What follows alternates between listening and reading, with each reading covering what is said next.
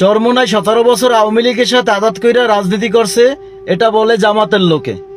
অথচ চরমোনাইয়ের একটা এমপিও সংসদে যায় নাই, কিন্তু দালাল চরমোনাই।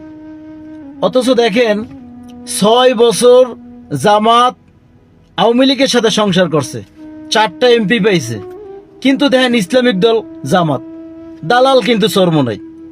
আবার দেখেন জাতীয় পার্টির সাথে ইসলামী আন্দোলন জোট করে নেয়, জামাত 9 বছর সংসার করছে, কিন্তু দালাল হলে চরমোনাই, জামাত হলে ইসলামিক দল।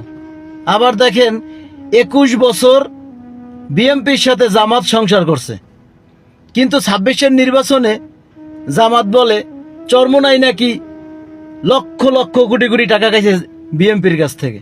দালাল চরমোনাই, ইসলামিক দল হইলে জামাত। এখন জামাত দালাল না চরমোনাই দালাল? আপনাদের কাছে এই প্রশ্নটা। এই বোকাচোদা জামাত জানেই না যে এদের রাজনৈতিক চরিত্র হলো গ্রাম্য ভাষায় বলা হয় চরিত্রহীন।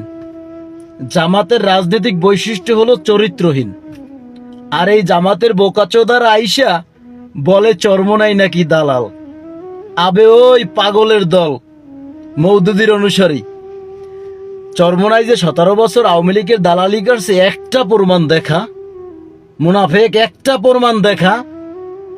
বাতেল মওদুদির বাচ্চারা, একটা প্রমাণ দেখা।